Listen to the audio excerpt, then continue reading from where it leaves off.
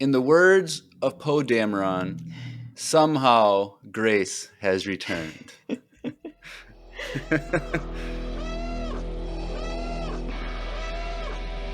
find your lack of faith disturbing.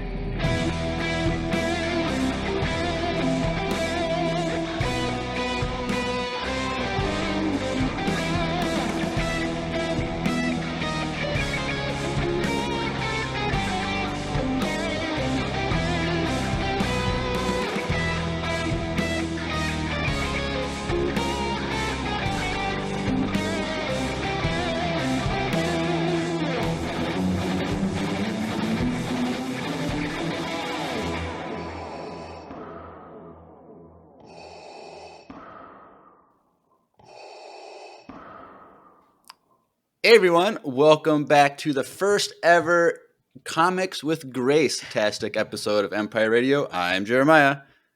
And I'm Grace. And Grace is back! Somehow Grace returned. That was an Grace- excellent cold open, honestly. Jeremiah asked if I had any ideas, and I'm really glad that I did not propose any ideas because that was hilarious. I was gonna download the audio from the movie, and then when he says Palpatine, I was gonna say Grace, and then that was too much work. I didn't want to deal with that. No. But yes, Grace is back. So did we announce that last week? I think we announced it last week or the last episode. But we loved Grace so much from her interview that we had back in November that we was like, we need more of Grace on Empire Radio. And we know she has a love for the comics, Star Wars comics. And we were like, there's a lot of comics out there that we're missing and that are very relevant to Star Wars canon. And we're like, we got to give Grace an outlet because she doesn't have nerdy friends to talk about stuff like this. So, we thought, what better way than to have Grace on and do Comics with Grace? So, it's going to be an ongoing, semi-regular series. And so, it's going to be the same format as EU with Andrew. So, she's going to pick a comic series or something, whatever, and she's going to do a PowerPoint presentation. So, if you're watching or listening to the audio-only version right now, go on YouTube and watch the PowerPoint presentation. So Grace made a great PowerPoint. I don't know. I've only skimmed it just because she just wanted to look over it, but I don't know. I don't want any spoilers, so I didn't read anything. But yes. So Grace is going to be on doing Comics with Grace maybe 4 times a year, 5 times a year. It kind of all depends on availability and scheduling and stuff. So probably between shows is when we'll have her on at least once between each show. So we don't know when the next show is going to be, so we don't know Just when. like we didn't know when Palpatine was going to return. We like to keep you guys guessing. Yep. So, yes. So I'll probably have the Spotify Q&A question as, what canon comics would you like Grace to cover? Because there's a lot out there, and I'm sure there's comics that you guys want us to go over. And so just give your ideas, and I'll pass them along to Grace. But I'm sure she has a whole list of comics that she wants to do as well. So I'm excited for this. Oh, and also Drew's not here. he's today so this is Wednesday the 17th. He's coming back to Minnesota from a vacation in Hawaii. So I think he might be back or something, but jet lag and traveling and all that crazy stuff, he wasn't going to be here tonight. So. That is a rough adjustment too. Going from Hawaii, where I'm sure the weather is lovely currently, to Minnesota, where it's below 0 currently. Yeah, I feel for him. Sending strength. Yep, he was posting a lot of stuff on his Instagram stories and stuff like that. So he looked like he had a lot of fun, and now he's returning to the cold in Minnesota. Real life. All right. Well, before we jump into the presentation, we always go over big news when it pops up in Star Wars. So I don't know if you saw last week or not, Grace, but they made a huge announcement of a new movie coming out for Star Wars, which came out of nowhere. No one knew this was happening, but Lucasfilm officially announced the Mandalorian and Grogu movie. Seems like it's going to be written and directed by Dave Favreau or something like that. So That came Yeah. out of nowhere. I was super surprised, especially because they already had given us, like, I guess at Star Wars Celebration, the announcements about the other three movies. Right. And we were kind of waiting to hear what was going to happen with Mandalorian season 4. So I guess this will be instead of Mandalorian season 4. No, it looks like I don't know if it's official or if it was just what was kind of unconfirmed rumors, but this is going to be separate than season 4 of Mandalorian. Okay. Wow. So, Incredible. so if I had to guess, we're going to get season 4, and then we're going to get the movie because Okay. I think they said later this year they're going to start production on that movie, Yeah. meaning it might be like so. This is if they start fall filming in Yeah. fall of this year, you know, 2 year like a year and a half, 2 years, summer 2026 or something, or maybe just they usually do December movie release, so maybe it's. But we also have like the other movies that might be coming out in 2025 or 2026, so we don't know. It's kind of weird that they announced this. Yeah. I don't know what to make of it. Part of me feels like, and I saw some other people saying this, so this is not my unique insight, but um potentially like they want to announce this movie because it could have a bit of a quicker turnaround. Like the nature of the Mandalorian is such that you don't really need an actor to Right, play the Mandalorian or Grogu. right. So it It would be a is lot, and you don't need a lot of CGI if you're doing like the volume stuff. So right. maybe it's quicker than an average movie, and that's why they want to give I'm us some more guessing content. I was thinking that about the volume, and so if they're a season is 45-minute episodes and they do 8, like they're only doing 3 episodes worth or something like that of a length for a movie. Maybe you know because I doubt it's going to be much longer than 2 hours. If it's 2 hours and 15 minutes or Yeah. something, that's only 3 episodes, 4 episodes of The Mandalorian. So they could easily push that out if they're doing the volume. And if it's a singular story, like they can be quick and to the point. They don't need Yeah. to The side change different quests. side quests. They don't need different planets. Well, they'll probably have Mm. different planets, but like they're not doing a full production of a season. So who knows? Maybe we could get it in late 2025. Like if they just film in this fall and then they release it in the fall of the next Yeah. year. Like they could do that. Who knows? Um, it's not something that I wanted really. No. So But it's not something that I'll complain about, you know? Like I saw also some people saying, oh, it's just a cynical cash grab. They're taking something that we could have for free on Disney Plus and making us pay for it in the movie theaters. And my right. response to that is like, I am so happy to pay if Grogu is involved. Like, no worries. Take my money, So Disney. It's okay. so you've never listened to our breakdowns of Mandalorian stuff, have you? No. Are you guys not Grogu fans? I'm not a Grogu. I'm over that gimmick. What? Jeremiah, I literally brought him tonight to help us with the Oh, podcast. I'm boo. what? So No. after season 2 of Mandalorian, I'm like, great. He's gone. He's with Luke. We might not see him again for a long time, couple few years. Like we're gonna not see him. I'm like, I'm good. That gimmick is gone. The merch they've made enough money on the merch because that's the only reason they made Grogu was to sell merch. It worked on you. You got Grogu Yeah. right there. I have everything Grogu. I have Grogu tea over there. Like So all my stuff is you basically Grogu. funded this movie, probably. That's why. Yeah. But I just don't care about Grogu anymore. Like Okay. I kind of when he was a little bit more capable in season 3, I was like, okay, fine, maybe. But he's still a baby, and he's just like a ball and chain in a sense. I know it sounds terrible, but like I don't need him. Like there's better stories without him. I think. I mean, like, of course there are better stories, right? Like, I would prefer we get a movie about Ahsoka, of course. But if I had to pick between, Mando and Grogu, I'm Team Grogu all the way. Okay, well, but that's the big news, and they also officially announced that the production of season 2 of Ahsoka. So Yeah, which is like, great. because it was like a month or two ago, like people were already saying like they're not even gonna do season 2 because like Rosario Dawson made a comment like, "Oh, they didn't even talk to me about Yeah. season 2." I'm like, whatever. That's such a lie. Whenever an actor says they haven't talked to me about something yet, they probably Yeah. have. Like They've talked. Yeah. the whole Mandoverse story, like how it's going to conclude with the Thrawn movie, who knows, like in a few years, like all the shows and all the movies for that are all planned out. Like they know they're not going to like, oh, are we going to do season 2? We got to see how well it does. Like, no, like, Yeah, and it also, as far as I can tell at this point, like Dave Filoni is more or less like leading the ship for Lucasfilm. yeah, So because like he's I chief creative officer. He just got that promotion.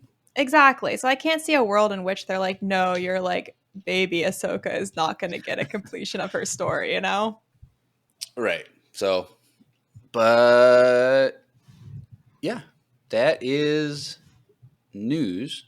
So, we might as well start your presentation. So, next week on the podcast, we are going over The Eye of Darkness, which is the next High Republic adult novel, which Mm-hmm. is the first book of Phase 3, which is a continuation of the 3 books in Phase 1. So, it's kind of confusing. But yes, so if you read those first 3 books, this is the next book. And so when I talked with Grace about Comics with Grace series, like she had this idea of this comic series, which is from Phase 2, which kind of is like a prequel story for one of the characters that we get in these books. And so I was like, perfect. And after reading that book, I'm even more thankful that she went with this because there's a lot of backstory. So Oh yeah. that being said, we might reference some spoilers for the book because there's going to be overlap with characters and whatnot. But Yeah. And I yeah, think generally I like obviously spoilers for the comic. I'm going to right, show a big portion of it, so beware. And like potentially like mild spoilers for other High Republic like phase right, 1. Like again, I'm not going to get into detail, but just in case. yeah. So prepare yourself for spoilers because this, like, just like with EU with Andrew, he's just going to say everything about the story. So we're going to get us. He's going to do a summary of. Well, I'll let you take over. So Okay. Okay. Amazing. Well, first of all, I feel like I didn't really respond to your introduction. So I wanted to say I'm so happy to be here and really excited to be doing this. And um, there are like so many incredible Star Wars comics and obviously like also High Republic comics. And while I am not actually like a true expert in comics, I got into them a bit later in life. I have really enjoyed the Star Wars comics in particular. I more dabble in Marvel comics, but I think this one is a good example of the way that they both give us a better sense of like, you know, we get some of the action and exciting elements of Star Wars that are fun to watch on the big screen, but then also get into a little bit more of like the emotions and things that characters are thinking about, things that we don't usually have time to see on screen or, you know, right, in a cartoon. So, yeah, I think it will be fun doing this. So I guess I can just start my discussion. yeah, The comic that we are going to be talking about today is called The Blade. And I will just go to some basic facts about the comic first. So, before I get into this comic specifically, a few words about like High Republic comics generally. As we've just alluded to, the whole situation with the High Republic is that they're doing this mass media release in multiple phases. So, it's not just they have adult books, they have young adult books, and then they have like children's books, and then they have comics. And they have all this content that comes out in relation to each of these 3 phases. So there's phase 1, phase 2, and phase 3. Phase 1 was like already covered by Empire Radio. And then phase 2 like jumped back an additional 150 years into the past. classic So Star Wars. Don't do like a anything in prequel to the prequel, like just to keep things extra confusing. front. And now phase 3 is going back to the original Phase 1 timeline, which is already a prequel to the Star Wars prequels. Right. And anyway, though, each of the phases have like different comic tie-ins. So each of the phases have like a main overarching comic tie-in, which is like a longer number of comics. Okay. It has like a Jedi like or main character, and then it kind of brings in some of the characters from the books. We're not covering one of those today just because it would have been too long and would have Right. maybe taken a couple episodes to get into. But then each of the phases also have these like, I don't know, side comics or little mini stories. Sometimes again about characters that we've seen in the books, and sometimes about like totally made up characters that like we never hear from again. Yeah, because reading the Eye of Darkness, like I could tell a lot of stuff happened in like other books and other in comics and stuff that I was not even like, because I'm like, okay, this thing happened, okay, and like in the next book, like not a spoiler, but like this guy that turned to the dark side comes back, Yeah. and I'm like, that is like Wikipedia him, and he's like has this whole story in comics, and I'm like, I want to know this story. And then like I'm like, there's all this other background story with like the Nameless, if you're familiar with what that is. I'm Yeah. like, I want to know this stuff too. I'm like, I Okay, gotta. Jeremy, you have to read Phase 2 if you want the backstory on the Nameless. Like, it's essential. I think you'd really enjoy it. Is it just comics for the Nameless, or is there like books? No, there's 2 books. Ah, man. And it's like a whole backstory on Marcion Rose, like family and how they like got associated with the Nameless. Like, it's good stuff. It's good stuff. Just not enough time in my life to do I all know. this. I know. But anyway, you can continue. Anyway, okay, yes. So I totally agree. I before I read the High Republic comics, like I noticed it especially during Phase 1, where I got really invested in like Avar Chris's story, and then I felt like she kind of like dropped out of the books for like a book and a half, and like come to find out she had like a whole plot line in the comics, but I just missed that. So I think that's maybe one of the downsides of the High Republic is that the comics are so essential versus like some of the other Star Wars comics are more just like gap fillers. Like I kind of like I know how it feels to be a casual Star Wars fan who's just watching The Mandalorian and doesn't know about Rebels and Clone Wars and stuff. Yes. Like, I feel like I'm missing out on so much, and I just don't know that I'm missing out. And I feel like I'd love the books more than I am just because I don't have all the context. But yes, and like I have to have a checklist, like checking, okay, like what like little piece do I need to slot in here? Oh, anyway, though. So I think that in advance of Phase 3, Marvel. Oh, and the last thing I wanted to say about the High Republic comics, I forgot, is that there are Marvel High Republic comics and Dark Horse High Republic comics. So just to keep things more confusing, like Marvel for each phase has their own like side comics and then like main storyline, and then Dark Horse also does the same. And like again, sometimes there's overlap, sometimes there's not. You can't read them in the same platforms. It's a bit of a disaster. But the comic I'm talking about today is called The Blade, and I think it was part of a Marvel comic publishing effort to like get out some shorter issues of comics in advance of Phase 3. So it was published, 2022 and 2023, a Marvel comic. If you are interested in reading Marvel comics, I would just plug the like Marvel Unlimited app. I think obviously physical comics is cool, but if that doesn't feel super feasible, like going to a comic store all the time, the app is great. You pay like $8 a month, and then you can just read like all of the Marvel comics, like Star Wars and normal Marvel. so that's where I read this for everything.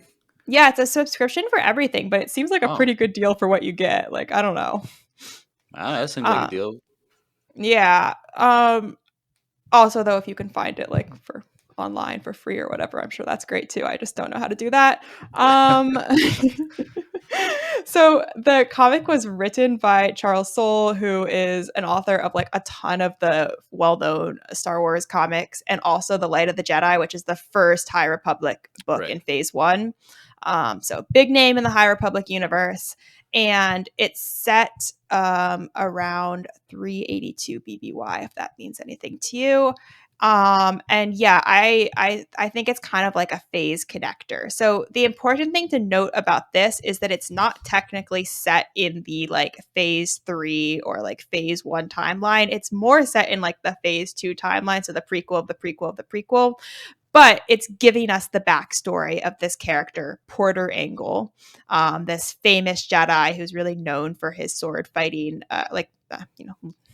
lightsaber skills, and who we see a little bit in some of the Phase 1 books, and then Right. who ends up playing this like big role in the first book of Phase 3, The Eye of Darkness. And again, like if you didn't have this backstory, I feel like his appearance would be a little bit confusing Yeah, because he because kind of like just comes out of nowhere. because he was just in the first book, the Light of the Jedi, right? He wasn't in the other two, right? Or was he maybe in the second one? I forget what Oh, it's called. I I should have think written that down. I know he was for sure in that first one. Okay. Because that's when he meets Bell and his Yes. master. Okay. Yeah, you're Um, right then. The second one. But The like, first one, I yeah. can't remember if he was in the second. I was like, I kind of like this guy. He seems like a cool guy, like this old guy. He's like the Blade of Bardoda or whatever. Exactly. I'm like, why does he have this name? He seems so cool. So that's one reason I was excited for this presentation, is because like I want to know more about him, because he just seems like a cool guy. Unfortunately, spoiler alert, they do not explain the name Blade of Bardoda. What? I know. That's why I showed up to this thing. Like, what the heck? I know. Yeah, you and me both. But they tease it at the very end. You'll see, like the last slide. They're like, and now we're sending you on a mission to Bardoda. So I think they're gonna make like a sequel to this comic, and they're finally gonna get into it. But yeah, we're gonna have to wait. That's lame, but very late. Okay, so yeah, let's get into it. Otherwise, I'm going to keep us here all night.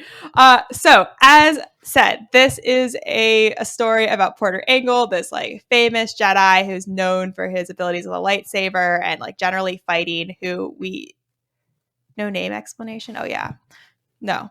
And it's the comic is mostly about him and his like Jedi partner, Barash Sylvain, who's like really cool. I love how she looks in the comic. She has a great outfit. And we'll get more into her character and like their relationship as we go through the story. So I'm not going to say more about her here.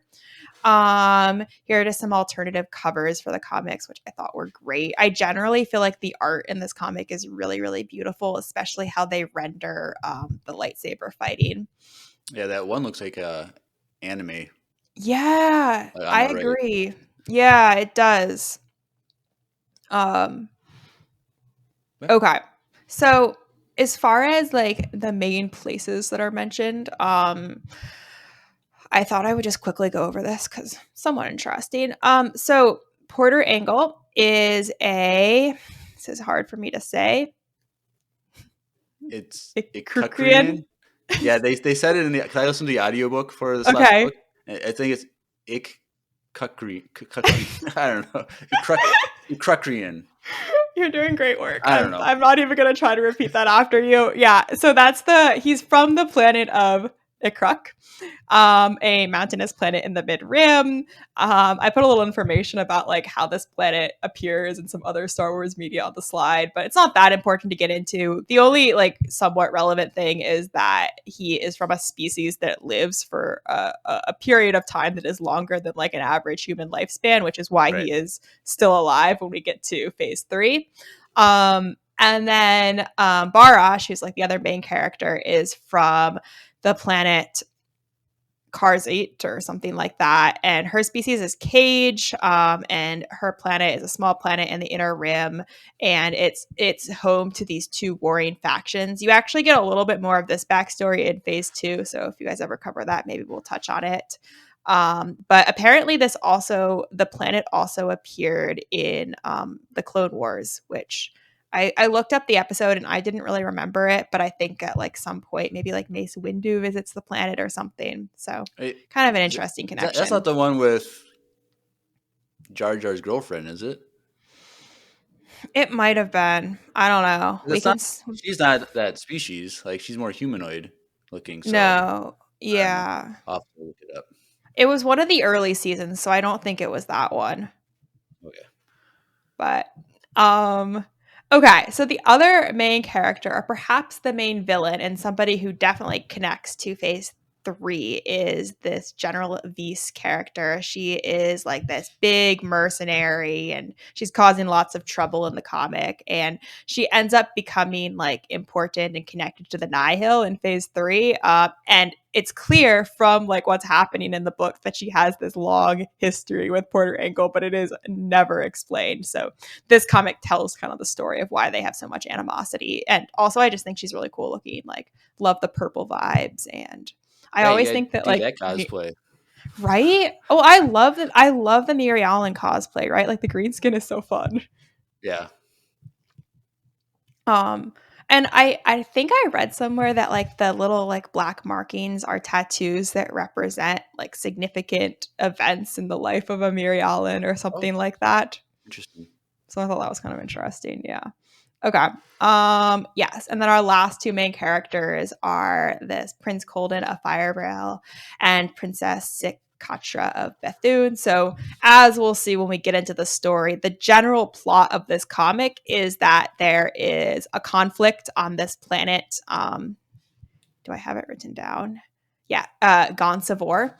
And the Jedi are asked to come help mediate the conflict. And the conflict is that this prince has like basically eloped with the princess from the two like warring nations. And Romeo and Juliet. yeah, I know it's like a really basic Romeo Juliet story. The Jedi get involved and the mercenaries get involved, and there's lots of conflict and eventually a resolution. All right. But I did want to like talk a little bit about the planet too. So yeah, it's the planet Gonsavor, known as the planet of knives. It's in the Outer Rim. Oh, on the Republic frontier, yes, and it's home to these two like city states, Firevale and Bethune. And Firevale has a valuable like mineral, which is I think why the two are in conflict, because Bethune wants their mineral. I guess the mineral is supposed to be like oil or something. I don't know. Like again, it's not like a super deep plot, but it's okay. But it is important that it's on the Outer Rim and on the Republic frontier, because something that they really get into, I think in the High Republic generally, but definitely in the earlier stages of the High Republic, is that like before the Star Wars era that we know, when everyone can easily travel in hyperspace and easily communicate long range, it was like kind of difficult to travel to these Right. more far off planets, and it was Yeah. like very hard to communicate with them. And like one of the jobs that the Jedi had was to be like, I don't know, explorers and help bring these planets into the Republic and help them communicate. So this planet was kind of like cut off from communications until recently. And I think that's maybe part of the reason they have this conflict. Okay, great. So let's get into it. Issue 1. Cool cover. So like in I think the other Star Wars comics you guys have discussed with Andrew, this one has an opening crawl, which I suppose I'll just read. The opening crawl is potentially the same as the one that they use for all the phase 2 books. I'm not exactly sure, or like generally the same, but I'll still read it. This is a time of great exploration. Brave teams of Republic Pathfinders strike out into unsettled regions of space to build new communications networks and find hidden hyperspace lanes. Much is unknown. Danger is everywhere. The Jedi Order has offered its help to the Republic, sending its Jedi Knights to help whoever to help wherever they are needed. On a far-off planet known as the Bone World, 2 of the greatest Jedi of the age embark upon their next adventure. And that's when Drew would push his bump button. Yeah, it's okay. We can make our own sound effects. They also have this very helpful little timeline for anyone who is confused about where we are. I'm also confused, but we're here. Yep. High Republic. Yeah. Okay, good.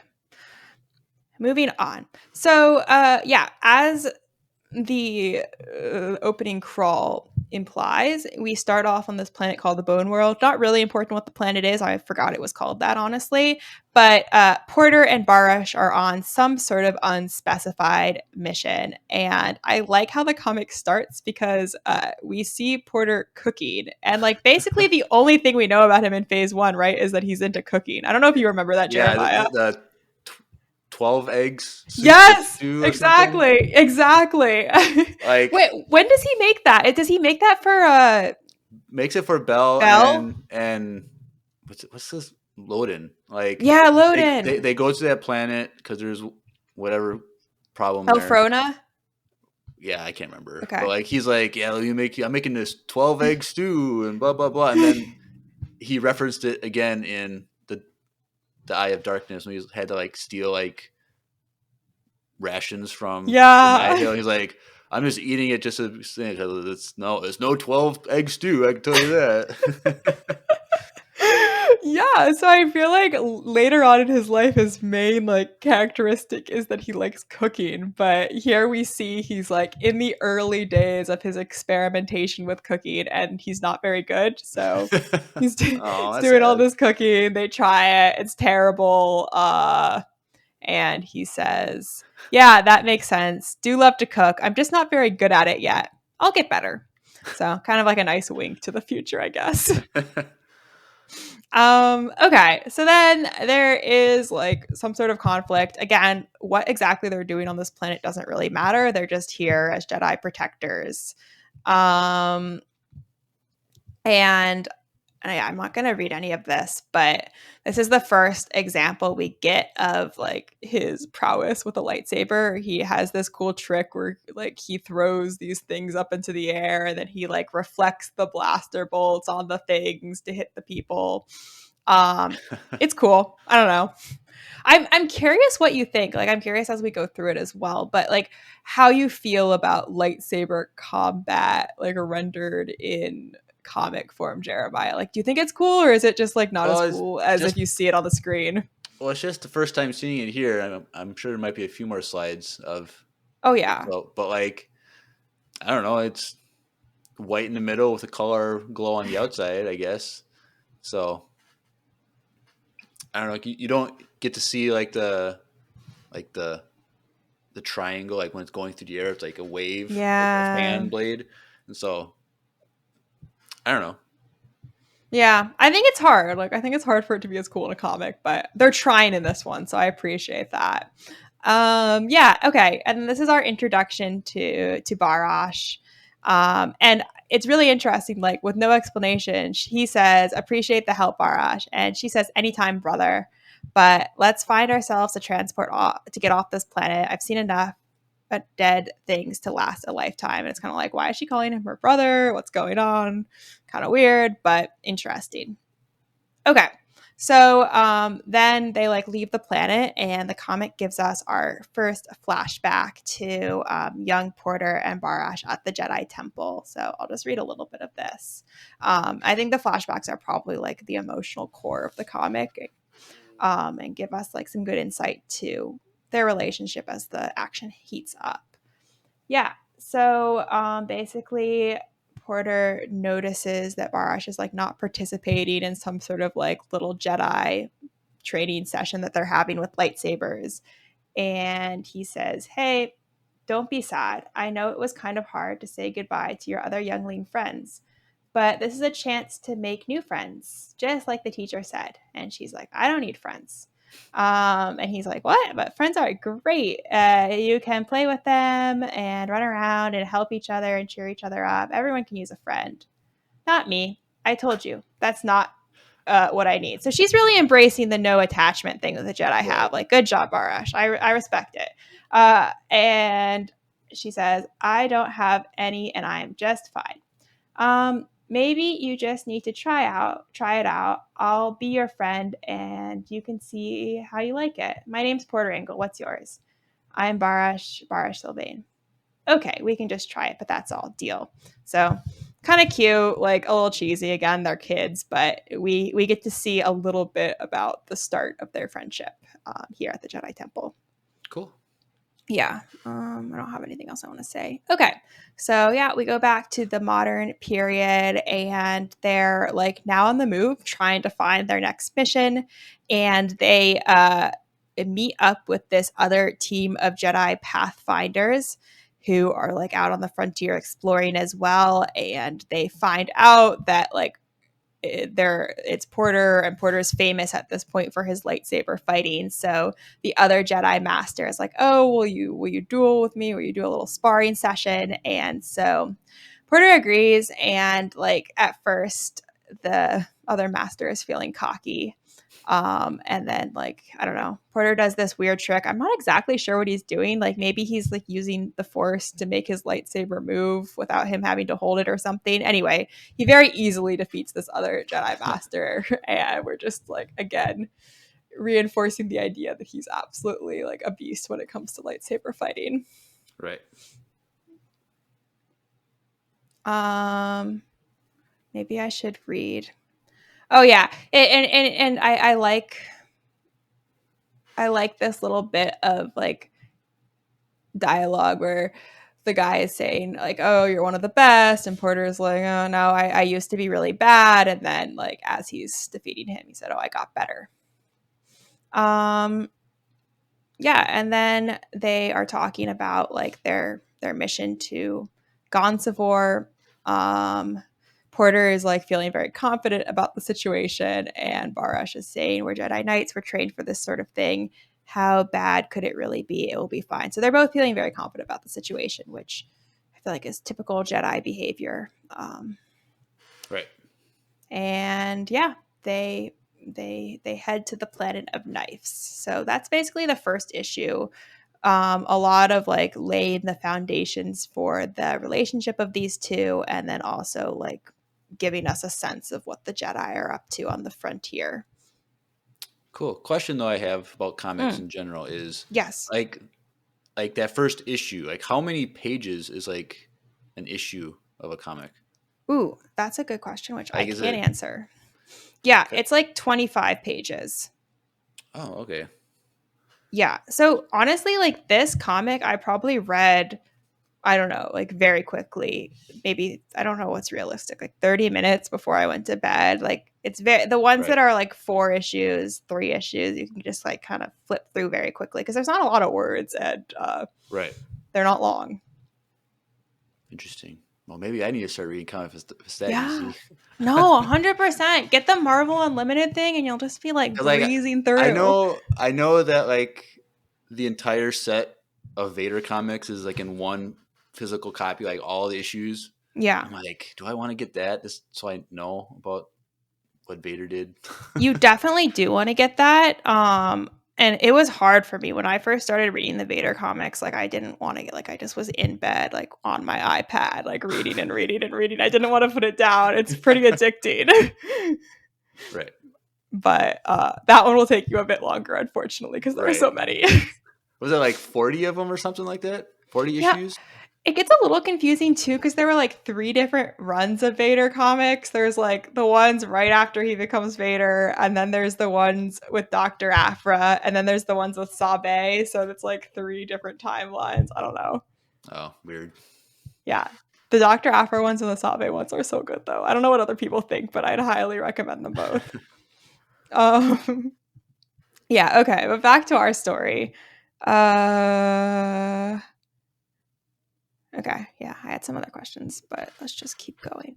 Yeah, okay, so we have our introduction to Gonzavor and Firevale. And so basically, there is this lady. I am not 100% sure what her name is. I don't think it really matters if she has one, but she's like some sort of emissary for Firevale, and she has sent out this distress signal asking for the Jedi to come and get involved in this conflict.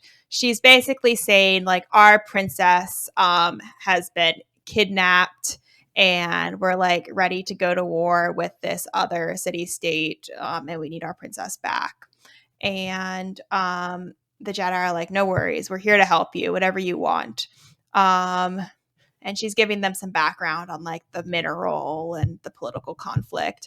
I don't know what you think, Jeremiah. I like kind of appreciate how into the politics the High Republic stuff gets. Like it was kind of a disaster in some of the prequels, but yeah, Yeah, I feel like in book form I minded a little bit less. I liked it. I think that what the because I've only read the 4 adult novels of the High Republic. What I really like is that it shows how the Jedi married themselves to the Senate, and that's a Yeah. major reason why they got soft and fell and all that jazz. So it's like I like that because it adds to the one of the aspects of why the Jedi fell because they didn't stay independent from Mm, politics because like there's I think I went over it in like that second book mm, where I think I said in the podcast how there's a line where Stellan Geos is like he's they're on Valo and he's ready for this thing and how he's like super connected with the Senate and he's like mm. I'm proud of like this union that we have and like how much work we're going to be able to like help the galaxy and I'm like no dude Yeah. it's so Yeah. bad like it's not going to work out. Like That's such a have good you point. read or listened to the audio thing Dooku Jedi Lost? I have, yeah. So like that's where he's like super mad at the Senate because and Yeah. how the Jedi. I'm like, I really like that story because like it was kind of like when it got really bad and when Dooku was like, I've had enough type of thing. So Right? I think the like Dooku, I don't know, apology stories lately have been really great. Like that and also the Tales of the Jedi oh, stuff so about good, Dooku, right? dude. Yeah, it makes me so much more sympathetic to him. That Yaddle episode. Oh, I I love know. that. I still go back and watch that like on a regular basis. Like Yeah, no. I feel like I've watched that episode more than episodes from the Siege of Mandalore in season 7 of Clone Wars. But I also love the one with Dooku and like Qui-Gon, like yeah, young that one's really good. Qui-Gon, when Dooku's like trying to like choke the guy and Qui-Gon's like, Master, please.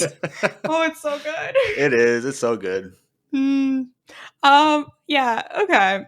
I agree with you. That was a really good point. I like how in the High Republic, like we see like there was real potential. Like the government was somewhat functional and like doing great things, and then like you said, they just like made this series of poor decisions, and all of a sudden it's all falling apart.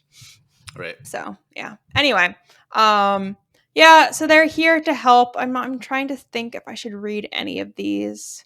Not really. I the one thing I liked though was that it seems that this like emissary has a very like Padme-esque dress, very similar to the one she has in the Phantom Menace. So that was kind Yeah. of a I fun Easter egg. I when you originally sent me this PowerPoint, I was just looking it over. Like I saw that question because I didn't want to read anything, but like I saw Yeah. that. I'm like, oh.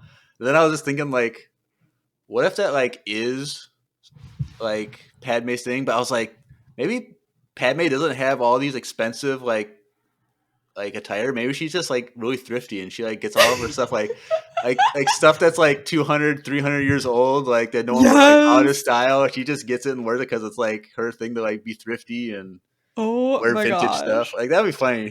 Can Just we having make that part of the canon? it was like headcanon, but like I was just thinking like they could do like a spin-off episode of like her going to the thrift store with Anakin like oh Anakin look at this dress this is from 400 years ago Queen so and so on this planet had this is like the rage back then and I was like Can you imagine Anakin shopping though? Given that he wears the same outfit every day, I'm like a little concerned about his abilities at a store. that's what turned him to the dark side was like going thrifting with Padme. With Padme. Actually, I don't really remember. I don't know. Maybe somebody who listens to this eventually will know. But the Padme books like do get into some of the history behind her wardrobe. Like at least some of the dresses I think she inherited and then like they were specially like revamped to have like places to hide guns and stuff. So there is some canon about Padme's wardrobe, but we'll have to look into the details. Funny. Okay. Yeah, let's get into it. So yeah, basically, they head into Firevale, I guess. And it's fun, they do a battle. We get some more of the cool lightsaber moves. And what I like is that like Porter is the fighter of their duo, and then Barash is like the brains or the negotiator. It's And a bit like she's just standing there in that one. yeah. she doesn't ever really like fight. I guess that she doesn't like fighting. That was like the origin of their friendship, is that she didn't want to participate in this lightsaber training thing because she doesn't like fighting, and so Does she he carry a does the saber? fighting. She does have a lightsaber. Okay. Yeah. So yeah, we get this cute little dialogue about it's a Jedi, not good. They can die. I've heard they can die, which seems like a bit of a callback to the Phantom Menace when Right. Anakin and Qui-Gon are talking about that. And then Barash says, "The Force is always with you. I'm not alone. Through the Force, I am fast and I am strong. There is nothing I cannot do." So I don't know if he's like reciting Jedi mantras or something, but it's cute. And then we go to this next flashback. So they're a little bit older. It's the Coruscant, the Jedi Temple, 17 years earlier. And I'll just read through this, I suppose. So Porter says, "They're going to split us up, Barash. Razari told me he heard one of the masters talking about it. Said we're getting too attached. Don't worry, Porter. I know what we'll do. We're just Padawans. If the masters want to separate us, send us away from the temple on missions where we can't be together, well, unless we want to quit the Jedi Order, there's not a lot we can do. No way. I love being a Jedi. It's who I am and who I always want to be. Same here. So we'll have to do something else. We'll show them that when we're not together, we're not very good Jedi." You mean make mistakes on purpose? Wouldn't that be deceptive? No. The truth is we are better Jedi together. Don't you think that's true? Of course. Our skills and talents support each other perfectly. You're good at sensing things, and I'm good with the lightsaber. When we're together, neither one of us wastes time working on things that we're bad at. I agree. I'm certain of it. It stands to reason if we're separated, we'll be worse Jedi. If we want to do our best, we need to be together. Once the masters see they'll reunite, it might take a while, but we'll make it happen. They wouldn't ruin two of their most promising students, would they? When they come, we can't complain. We can't ask them not to separate us. We just have to agree, and then we'll show them the truth. How bad do we have to be? Like, really bad? I don't know exactly, Porter. Bad enough for them to see it our way, I guess. Let's just have fun with it. That's cool. Yeah, it's like cool. I remember talking. No, I think I went back and listened to our High Republic book breakdowns, and like the second book, like our audio didn't finish recording, so like we didn't finish. But I remember from that episode we were talking about how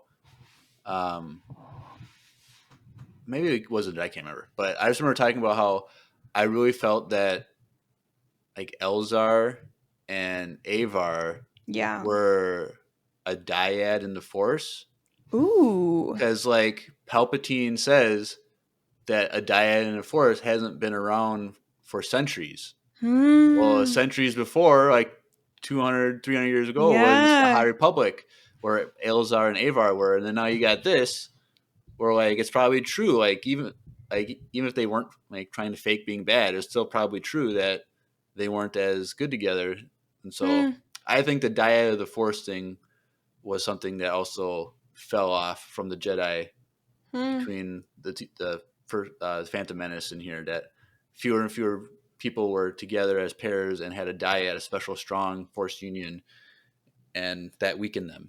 So wait, I love that. Wait, so then do you think that like Obi-Wan and Anakin, or like Anakin and Ahsoka were a dyad, but like they just weren't allowed to recognize it because like the Jedi were being so annoying about attachments? I think that was just more like Jedi and apprentice relationships where there's always that like extra special connection. But like I feel like with Elzar and Avar, and then maybe here with Porter and Barash that the dyad in the Force was a more common thing that made that pair Hmm. extra strong, just like Rey Hmm. and Kylo Ren. They were a dyad in the Hmm. Force that when they were together were able to defeat Sidious. Hmm. So Yeah, I love that. I love that. I I feel like one of the reasons that the High Republic and like the nature of the Jedi is more interesting is that they seem to be more flexible or understanding about some of these like attachments and no attachment things. Like obviously they're saying here like we're getting too attached, just the classic language about attachments and then fear and anger and the dark side and all of that. But I it's like provides useful insight and context to see that like, Anakin and Padme being like too attached was not like the only attachment in the history of the Jedi. Like this is something that happened before and it didn't necessarily lead to like massive world destruction. So yeah, and I don't know if it's canon or if it was just a comment that Dave Filoni made, but like the reason Yoda gave Anakin a Padawan in Ahsoka was because Yoda saw that Anakin didn't let go of attachments, and by giving him a Padawan, eventually they would have to separate, hmm. and that would Hmm. help Anakin learn to not have attachments. Hmm. But he couldn't learn that because he had a wife before Ahsoka came. So like, if he didn't get married and Padme wasn't a thing, like Ahsoka was there to like help him not have attachments, like learn how to separate from Hmm. attachments or being at least be willing to let go when they're not there, like not right, whatever. That's a whole nother Yeah. conversation, but the attachment thing in Interesting. Star Wars is a complex thing. Exactly. Okay. Yeah, I also want to get into it more, but let's keep going before I get too distracted. Yeah, so anyway, we have this flashback and they go and speak with the field marshal who is like from I guess food and they're barricading Firevale again. Like the exact nature of the politics isn't really important. Basically, like Firevale, one of the cities, has been barricaded by the other city, and like they have no access to food. So the Jedi are trying to negotiate to have like some food and supplies brought into the people of the city. And at first, it seems like their plan is working. Yeah, we see some of these people like getting excited. We're saved. I don't believe it. How do they get past the siege? Doesn't matter. And then uh these poor people look like they've been living on scraps. Agreed. Sieges are ugly business. Let's end this as quickly as we can. So sure, it's gonna end quickly. And so just when everything is looking really promising, and the supplies have been delivered and like the Jedi are on their way to meet with the royal family of Firevale and like try to negotiate some peace. General V shows up and asks, "Who am I here to kill?" So, dun dun dun. That's the end of issue 2. Cool, because I'm super like with General Vise in the Eye of Darkness. Like I was super like I want to know what happened because it's a Porter in the book and General Vise here. I have like a major conflict, Yeah. And and I'm like, I want to know why, like what happened. So yeah, also, I need your insight on this.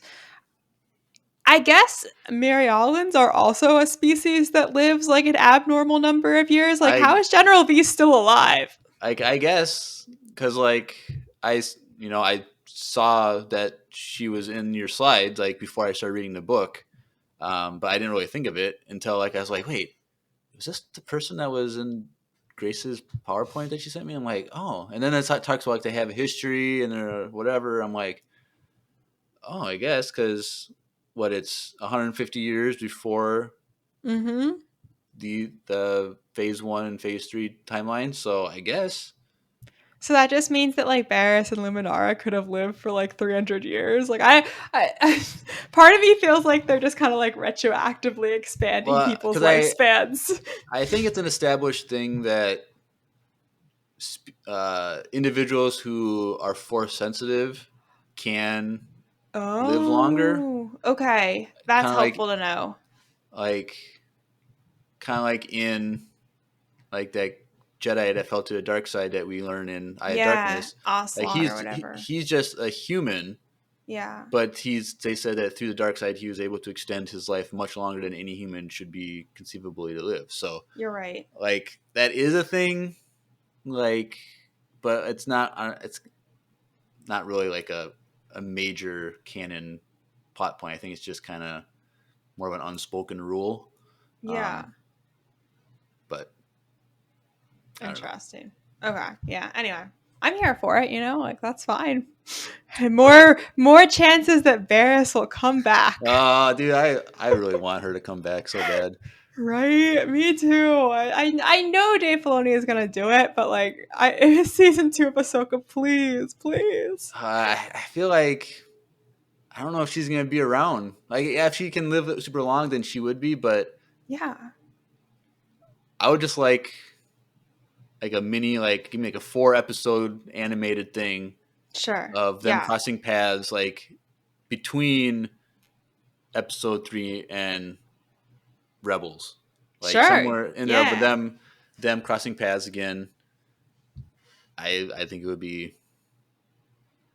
a cool story, but I agree with a happy ending, ideally. like I don't know how they would do that. Like I Me feel like either. Barris would have to die. Like I don't know. Like Yeah. I feel like Otherwise, where is she? Yeah. yeah, because I'm hoping like she turns good because like she wasn't like evil. She wasn't super evil. She was like a She was little just bit like misguided by Palpatine, right? Like a classic. no. She just got upset with the corruption of. She was kind of like Dooku. Like she just got upset Yeah. with the corruption of the Jedi and politics and the war and like this is not who we were supposed to be. Yeah. And she just chose to go down a dark path with that. But I feel Yeah. like she had to have become an inquisitor. I know, but then why didn't they ever show her? Like there was they had the chance to do it in Rebels and they didn't, which I don't know. It makes me think there's like some other plan in the works. I'm hopeful. I don't know. I'll text Dave Filoni and see what he's up to with that. Yeah, please do and like keep me posted. I'm deeply invested. All right. Okay, wait. So this is the end of issue 2. All right. Cool. Well, looks like there's this big conflict going on on this planet, and they got to like negotiate. And like, what better Mm, way to negotiate a conflict between families and cities than to sit down with some hot beverages, mm, preferably coffee or tea. mm-hmm. And coincidentally, our sponsor for today is Wesley Andrews Coffee and Tea. So if you are having No. a war between families, if you're Romeo and Juliet and your Mm, families just aren't seeing eye to eye and you want to have your families come together in peace, mm. use our promo code from Wesley Andrews Coffee and Tea. So take a listen to this commercial right here. Hey everyone, Andrew here. I'm pleased to tell you that the sponsor of today's episode is Wesley Andrews Coffee and Tea. If you don't know anything about Wesley Andrews, you definitely should. They're an award-winning coffee roaster and shop in Minneapolis, Minnesota, and they make fantastic coffee. The awesome thing is that whether you live in the Twin Cities or not, you can get their coffee beans delivered straight to your door by ordering them online. They even have a subscription service that ensures you never run out of amazing coffee. If you've been looking for some new coffee to try or a way to elevate your normal coffee routine, now's your chance.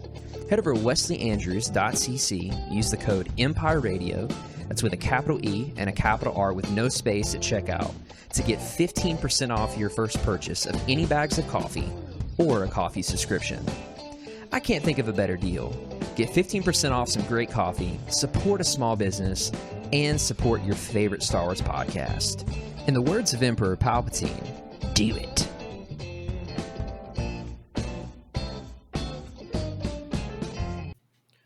Do it. Do it. Have you used our promo code yet, Grace? Mm. You should do it. Come on. You're a I coffee sh- drinker, right? I should do it. I am a coffee drinker. I'm like honestly a coffee addict. Yes, I need to do it. It's fancy coffee, so Yeah. pretty bougie stuff. So Yeah, the thing is, I kind of use coffee as like a drug, a stimulant, not as a bougie experience. But maybe I should change that now as I become more of an adult. It's time. right. Yeah. Okay. All right. Absolutely. All right. Cool. All right. What's up? What's issue 3 all about? Let's get into Issue that. 3. Okay, yeah. So I thought the cover was pretty cool for this one. We kind of get like Porter as a lone ranger. I don't know. It kind of gave me Mandalorian vibes. But his hilt is kind of cool, where it's Right? Um, Side note on the hilts. I think this was in one of the comics, but apparently like all of the hilts during the High Republic were really ornate like right. this. And then at some point, like as the conflict with the Nihil heated up, the Jedi started like getting rid of the like ornate hilts and just started mass producing lightsabers that were like more standard and boring looking because they needed more weapons and they needed more fighters. And that's like kind of how we got to the modern lightsabers where they're a little bit more simple and streamlined. Interesting. That's Yeah. interesting.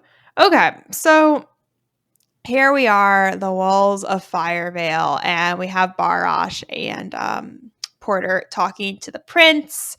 They're like looking out at the siege, like talking about how things are looking bad. The mercenaries are here. What are we gonna do? And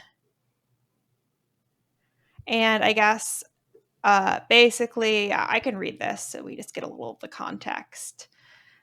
I'd have said we could hold against the Bethunians for a good long time yet, especially with the supplies you two brought in. But now, with these killers they've hired, it's a different game. Colonel, can you give the Jedi an assessment? Of course, my prince.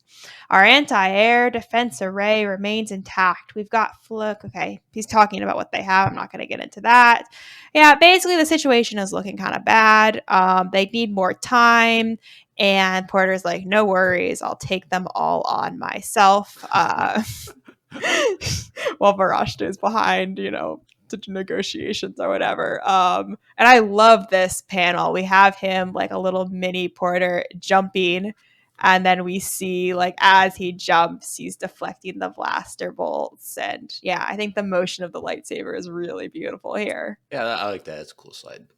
Yeah. Okay. So, yep, I have it twice. No worries. And then this one's a little bit too small, but I'll zoom in so we can see it a bit. Actually, the words are too blurry anyway.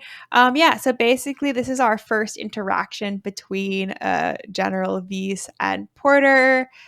They're just talking about she's asking her to withdraw her forces. She says no. They kind of leave it at that.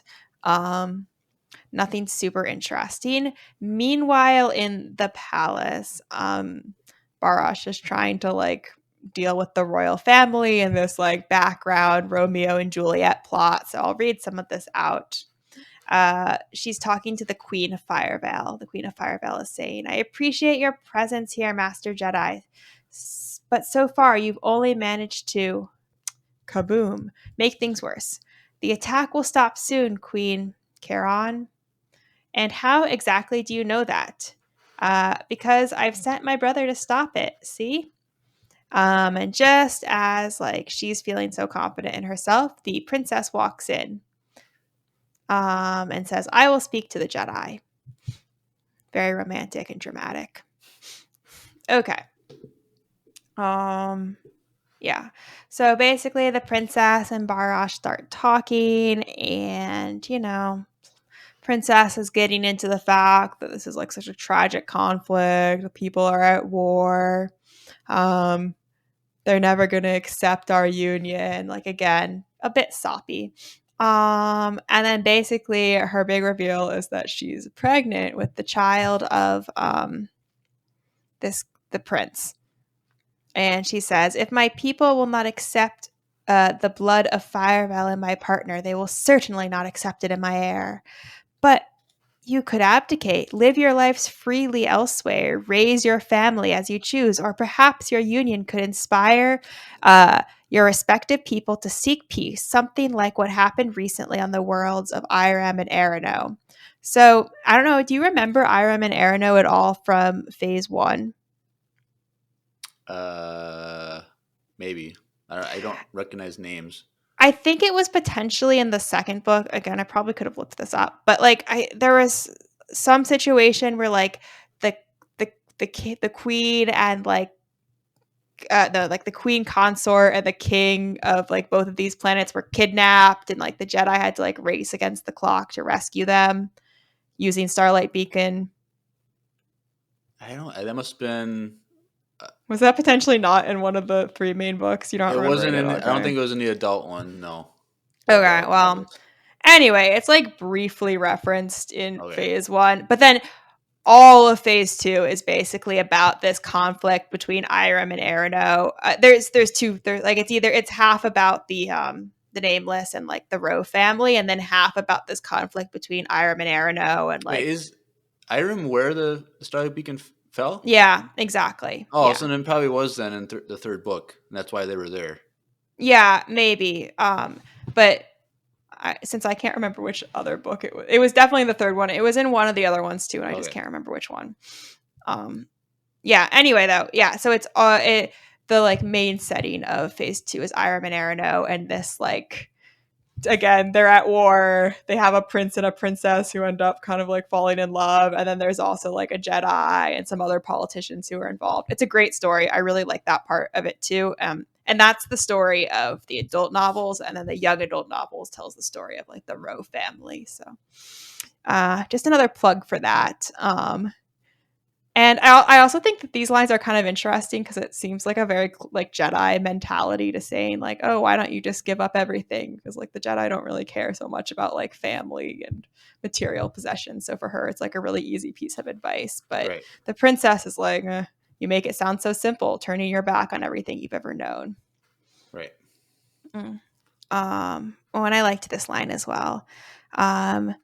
This is not Irem or Arano, where a fairy tale romance can end generations of war. This is the planet of knives, where choice is cut. Oh. And then we go to another flashback. The two friends are back together after this period of separation. And Porter says, I never felt the same without you around. I tried to just work hard, not to think about it, but it was just different. And then Barash is like, can I tell you something? And he says, of course. And she asked, do you remember when we first met? And he says, of course, the first day of lightsaber training. You were upset, told me you didn't need friends, proved that wrong. Huh. Yeah, there's something else, something we've never talked about. The Jedi found me at a slightly older age than usual. Also, I'm Cage. People from my planet remember. Our memories begin almost from birth. I remember my family, Porter. I remember my parents. I remember my siblings. I remember how it felt to be with them. I do not regret coming to the temple, but I remember what I lost. I have found it again here with you. Will you? Will you be my brother, Porter Ingle? Uh, I don't remember my own family, but I know how they work. You don't have to ask someone to be your family. They just are. I'm no expert at being anyone's brother, but I'll get better, sister. Aw. I know. So I'm curious what you think about this because again, it feels very like anti-Jedi to create this like found family sort of situation. I don't know. I don't know. I don't think that. Like I said earlier, I think the whole like attachment thing is kind of confusing, Yeah. but it's having a willing to let go of someone is kind of more what it seems like the anti-attachment thing is. It's not that you can't have attachments; it's just you can't have it. Like you can't hold on to it once they leave or when you're separated. You have to be content. Like I think like the closest that we have of an explanation is with uh Barriss and Yeah. uh Ahsoka on the second battle of Geonosis in the Clone Wars, when you have Luminara and Barriss, and then you have Ahsoka and Anakin, Yeah. and Luminara is talking with Anakin, and I think it was, and she's like, "Well, Mm-hmm. I'm one day gonna let go of Barriss, and I'm gonna be okay with that." Hmm. And Anakin was kind of like less enthusiastic about losing Ahsoka, Yeah. and so it's like there is that they want the deep connections with individuals, but if they lose that individual, they can't let that consume them. Yeah. Which is funny because, like, I guess I would be a terrible Jedi. When I watch that episode, I'm always like, well, obviously I'm with like Team Anakin. Like, do anything to get Ahsoka back. I feel like so bad for Barriss that Luminara doesn't care. But when I hear you talk about it, you're right. That is the more like healthy, balanced approach, I guess.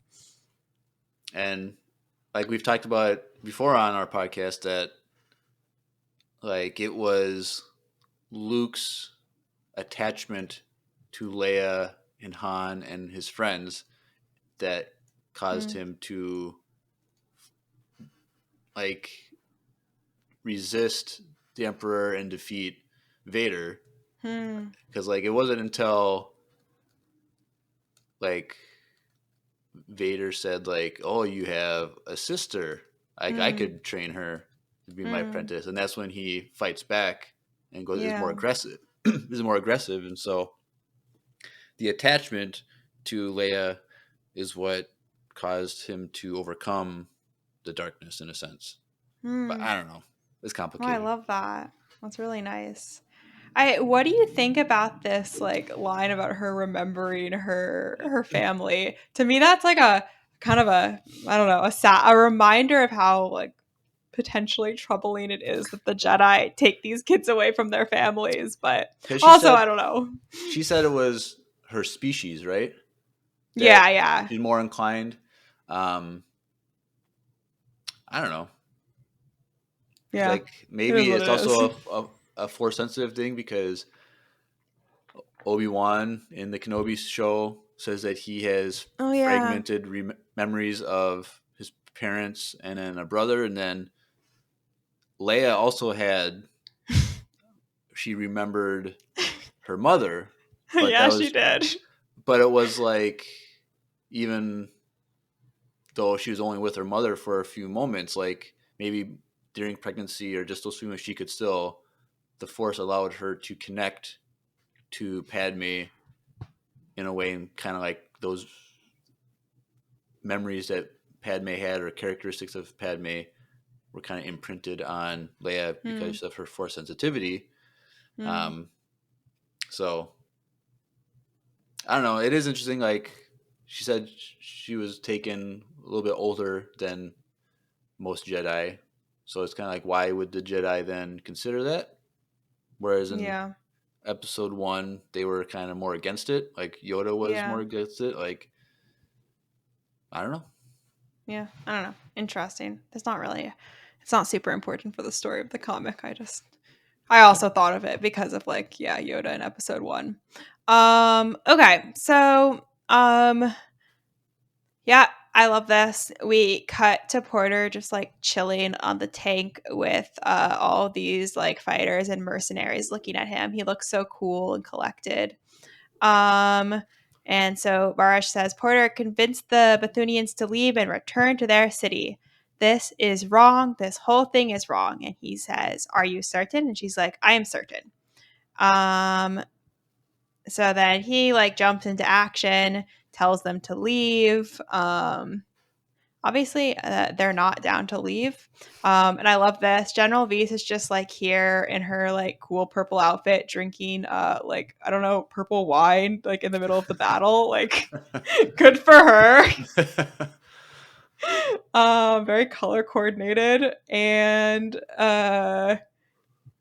she's like, okay, I'm gonna take care of the Jedi. And this guy is like the guy from Bethune, or Yeah. he's trying to get her to see reason. She's not having it. And she decides to come and meet Porter on the battlefield. And so Barash is like, oh, maybe the city's defenses can hold. And Porter's like, well, I'm not sure if the defenses can hold, but I will take care of things myself. And again, it's a really cool like Yeah. final scene. That's a cool picture. Yeah. Like again, like lone gunman, but with a lightsaber. I don't know. He looks great. He looks so much better in this comic than he does like in the concept art for Phase 3. I don't know if you've looked or Phase Yeah. 1 maybe. He looks Yeah, like 'cause he's like Santa Claus. Yeah, and he's old and a little more chunky. I guess he got better Round. at cooking, I guess. He was his best customer, I guess. Too many eggs. Yeah. Anyway, so yeah, he looks cool. Okay, so finally we have this is the last issue. I think it's interesting here he actually looks older. I'm not sure if it's like a foreshadowing or something, but he looks more like the Porter we'd know. Right. So we start. And V says, I didn't catch your name, Jedi. Porter Angle. Huh. Well, Master Angle, there's something you should know. I fought members of your order before. Brave knights sent to bring peace to the galaxy. Some never came home. They just vanished. The reason is me. I'm a Jedi killer, and everyone in my army knows it. That's why they're watching. It's why they're excited. They know what's about to happen. Is that so, General Vyse? Then I have two things to say to you. First, your name I will never forget. No matter what happens while we're here, even if you escape, your name I will always remember, General Vyse. And second, you may have fought other members of my order. And then I didn't take the rest of the panel, but he says, but you haven't fought me. Okay, so yeah, I like this. This is clearly like the foreshadowing to why they still remember each other later in the books. But yeah, they start to engage each other in battle. There's like firing on the city. The queen is upset. Barash is confident that Porter will be able to handle things, but yeah, the situation is kind of looking bad. And General Vyse is basically like, we just need to destroy the whole city. And this other guy from Bethune is like, well, maybe we shouldn't like destroy the entire city. Like that seems a bit aggressive. And General Vyse is like, well, okay, if you're not going to do that with me, I'm just going to kill all of your people. So she shoots them, and Porter is having a hard time. Like things are looking bad for Firevale. And then the princess gets this like secret message, and we're like, oh, what's going on there? And turns out the like guy from Bethune is in cahoots with the princess, and he says, Princess, Field Marshal Tozin, what's happening? Why are you bombarding Firevale? That's not treachery, Princess, treachery. The mercenary, General Vyse, she has taken control. She's going to destroy Firevale and plunder its ashes. But no, that wasn't the plan. We hire them to work for us, help us if we needed an extra show of strength. They're not supposed to. Tozin, what are we going to do? And then the droid says, my apologies, Princess. Field Marshal Tozin has terminated the call. I believe it was inadvertent as a result of the fact that he is now dead. Droid. So just a clarification. Yeah. General Vyse was hired by the princess's family? Yes, the Bethunians. To get her back? Yeah. Okay.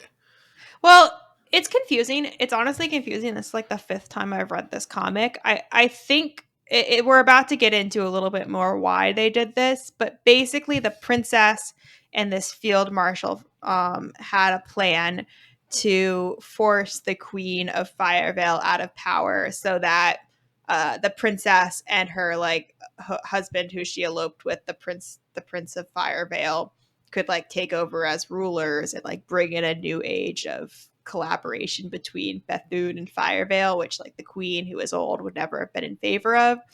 And they hired the mercenaries to like have an extra show of strength so they could push the queen out of power. But then General Vyse was like, why would I work for you? I might as well just like take over the whole city and take these valuable resources that they have. So that's it. Again, yeah, it's kind of confusing, and I don't know how important it is, but Yeah, so Barash like sees the princess looking troubled and she confronts her. And so finally the princess like admits this plan, which basically I just summarized. She says, we just wanted our chance. The queen, she's never going to give Colden, that's the prince's name, a chance to rule. That's why she's holding this city, this planet back. And then Barash says, by the light, I am a fool. And she goes to talk to the queen and like tell her the truth about what's happened.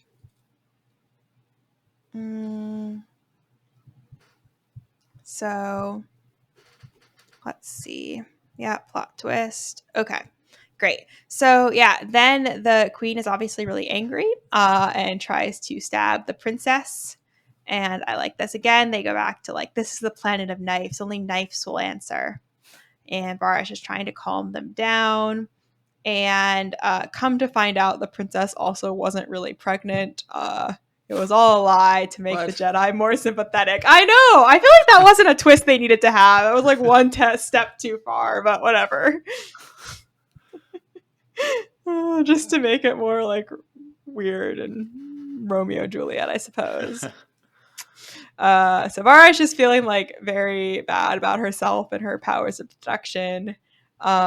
And meanwhile, Porter is being very cool out on the battlefield. Again, I love this. He looks. It's a cool way that for them to render like the way that a Jedi can slip into the Force and use it to be multiple places at once. Right. Yeah, nothing else really to say there. Okay. So yeah, the things are looking bad on the battlefield, but eventually they like the princess and the prince go out and like make an announcement that says we're going to stop the fighting, and it's actually the mercenaries who are to blame, and the like Bethune warriors take on the mercenaries and drive them out of town. And Barash and the princess have this little chat between Porter, your people, and the remaining Firevale defenders. The mercenaries will soon choose to leave rather than take further losses. Yes, I see that this was the right thing to do. No, princess, the right thing to do would have been not to lie in the first place. Every person who dies down there or in the city can be laid at the feet of you and your husband. You are responsible for all of this, but then so am I.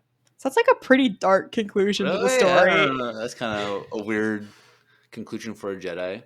Yeah. What do you think? Tell me more about what you think about it. Well, I like even just reading the Eye of Darkness. Like, I think when like there's a scene when Elzar is talking with the council after his major failure at the storm wall, and I think they said like you're not responsible. Like it's not your fault that this happened.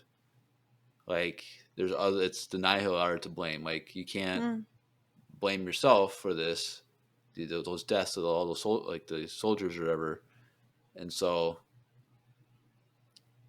it's like kind of weird that she would blame her for two families fighting, and I don't know. I think that's kind of a Yeah. lame conclusion that she made, but Yeah, I agree. I also think it's like it's a very dark look at, the Star Wars galaxy and like state of affairs, which I guess is like a bit more fitting with the themes given that there is a lot of dark, depressing stuff that happens. But yeah, so that's basically the end of the conflict. It seems like the Jedi help to resolve the basic fighting, but they're going to leave it to the two planets to like figure out their politics. And uh somebody shoots at Porter, and Barash at the last second jumps in and helps him with her lightsaber. So we finally get to see her use the lightsaber, which I think is cool. cool. She says, "Hello, sister. Hello, brother. We need to talk." Oh yeah. Hers. It looks like her hilt is pretty simple though. It's not as elaborate. So Right. I'm not sure about my insight about the Jedi lightsaber hilts, but I did see that somewhere. Okay, there's a lot of text. I will just read some of it. Basically, Barash is feeling like her judgment was clouded by their relationship. And she's blaming herself for not being able to see through the lives of the princess and the prince and like better deduce what was going on in the situation. And he says, "What are you talking about?" She says, "This is all my fault, Porter. I told you to escalate, to confront the mercenaries directly. I did that because I believed what Princess Sikatra told me, a story about a young family in trouble, a child in danger of being taken from her parents. I did not listen to the Force. I listened to myself. My own history clouded my vision. I was certain, and I was wrong. And now so many are dead. You, my brother, were directly involved. I told you to get involved. I could not trust myself. I cannot allow you or any other Jedi to trust me, not until I know I am hearing the Force clearly. I will go." And he says, "You're leaving the Order?" And she says, "No, brother. I am still a Jedi, and I always will be. But until I regain my certainty, I must listen. I will take no action on behalf of the Order. But you and I don't work if we're apart, Barash. I can't. I'm not. You are, and you will. Remember, you are not alone." Oh, I know.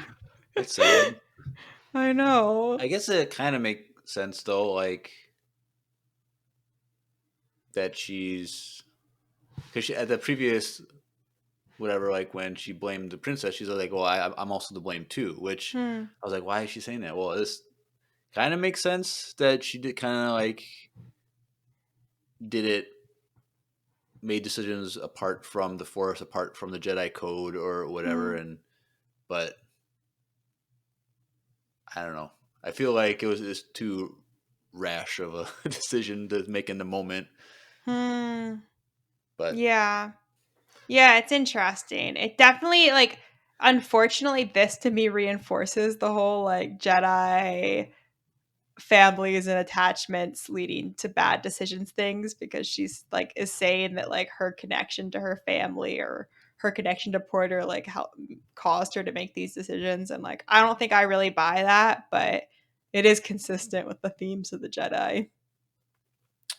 right, it's almost like they need to have their own book series just to like expand upon these, because it's like maybe like there's other stories where this is like the last of multiple failures she's felt she's made, and there could be more backstory on like a line of continual failure because of her attachments. Like that would be interesting, like an attachment focused story. Yeah. Because like we get that with Anakin, but Yeah. there's so much more going on. Like you can't just focus on like a story just focused on attachments and how that actually affects, and like have that story expounded upon in canon would be kind of cool.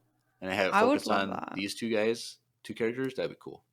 Yeah, it would be really good, especially because like we don't really, by the time we see Porter again in phase 3, like he hasn't seen Barash at all in all of these years. So we don't really know what happens to her. And he's like harboring this resentment against General Vise for like, causing the separation between the two of them. But yeah, it would be great if we had more to the story. I agree. But we don't really right now. So he goes back to the Jedi Council on Coruscant, and they're like, "Where's Barash?" And he's like, "I have no idea." He says, "I don't know where she is. Everything I know is in my report. I'm not sure I understand it all myself. Barash is a very special person. I think she just became," and then Yoda says, "uncertain." So we should unpack that. I'm not exactly sure what that means, but interesting. And then I guess Yoda says, "Thank you for your," or maybe not Yoda. Somebody says, "Thank you for your report, Porter. We believe it is in your own best interest to be sent back out into the galaxy as soon as possible. There is a situation brewing on Bardoda where your skills may be of great use." And he says, "Yes, of course. Thank you." So we assume there is going to be another big mission now Dang it, I on wanted to know that Bardodo. story tonight so bad. Right? I'm sorry. It's not your fault. Don't blame yourself like Barash. Oh, but one thing I almost forgot to point out, like you might notice, his hair in this slide and in this slide, he has the braids, and it's the same style of braids that Barash has. Right. So he's clearly like he's changed his hair a little bit, like as a memory of her, which I didn't realize the first time I read through it, but when I was just making the slides, I noticed, and I think that's like a nice visual tie-in and also really sweet. Cool. Yeah, so that's the end of the story. I have these like takeaways which I can talk about, but I'm also just curious to hear your thoughts. Yeah, it's just an interesting story, like because like it's all about the attachments that they have for each other and that story. So like I like that. Like I think like I mentioned a minute ago, like have a story about them and flesh out the whole attachment relationship idea that the Jedi have. It just makes me the story makes me like Porter even more, just because he just seems cool in the books, a little bit we have in the books, and I'm like want to know more about him. But I'm still looking forward to the Blade of Bardota story. You and me both. Maybe they just got to give me a visual, like they got to make like a like a animated or like a live action just of like a 5-minute thing of what he does. Like I want to see that, like the Yes. greatest 1v1,000 soldiers or something like that, just taking on everyone. I agree. Like generally, if you were gonna get, I know the Acolyte show is coming, so we're gonna get like some High Republic stuff. But like, if you were to have like certain High Republic characters in live action or animation, like who would you want to see more of? Man, definitely Porter. Yeah. So like the Acolyte show, I forget. It's either 100 or 150 years before episode 1. Okay. So like the whole Nihil thing is going to be done, Resolved. whatever, that's going to be all done. So it's going to be separate. I'm trying to think, because we know there's like Yoda and some of the other people on the Jedi Council are still alive in episode 1 and during the prequels era. But like, I don't know. I think Elzar is a cool character, but he's not going to be alive during that time. But I would love to see like Elzar and Avar and Stellan, like an animated show about them or something would be great, because I feel like there's a lot there. Well, who would, if they did live action, who would play like, because Avar is blonde. Okay. So you could definitely have like Emma Stone. Yeah. Okay. Like, I like that. I like Emma Stone. She's cool. Margot Robbie after Barbie, she's kind of got the look. She's too perfect, too attractive to have. Like I don't know. I don't need a Jedi to be a Barbie. You're right. It would be distracting.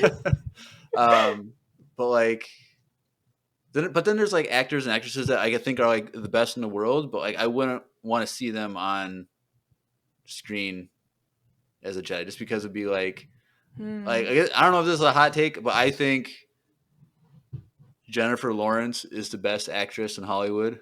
Okay, it's not a hot take. Say more. I think that her acting is the most believable acting of like, because like you can tell, okay, this person is acting, and you see that this like, because acting has its own.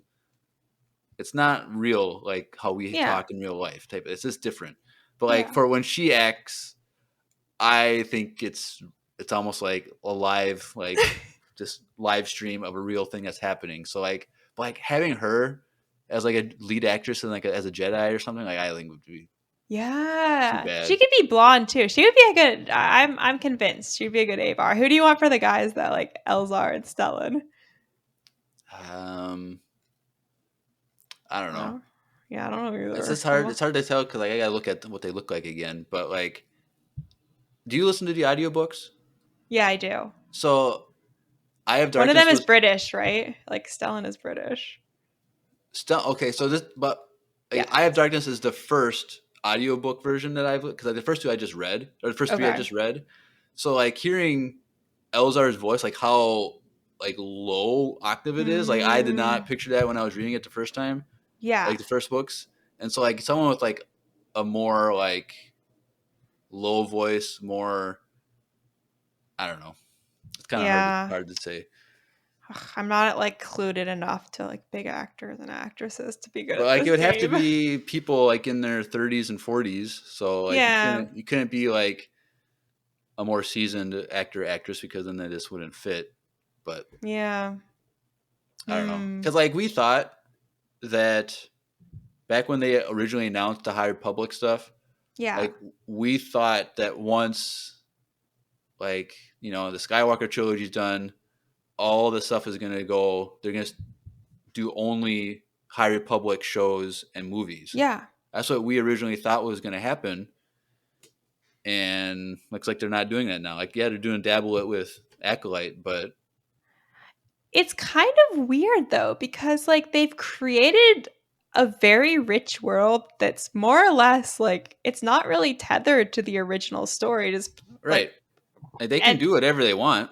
yeah, and like I would 100% go watch like some High Republic movies, and they could like get a whole new generation of people excited about like Yeah. a spin-off Star Wars story, but I And don't know why. it's so, but like I feel like now that they've done so many books and comics and stuff, like they would have to like do it between, now they would have to be like phase 2.5 where it's between the events of 1 and 2, because then Yeah. you couldn't do stuff during the Nihil stuff without it being like the main focus, but they couldn't do that story because the books do it. So it's like Yeah. They could adapt the books though. Like I would love to see the books would be better in movie form. Sometimes I the books are too complicated and I'm like I yeah don't understand what's happening.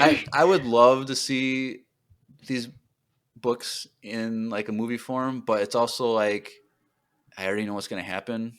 Yeah. So like it's kind of like lame that like I already know what's gonna happen. So like I don't. That's why like I'm Right. mad that like people like who are like huge EU fans Mm. like wanting them just to like adapt the old books, Mm. and like no, because then like you already know what's gonna happen. There's nothing new or creative. Like I'm just gonna Yeah. get spoiled for everything that happens because it's already been told. So Yeah. Mm. I don't know. I think Yeah, they me missed the neither. opportunity to really focus in on High Republic stuff. But Yeah.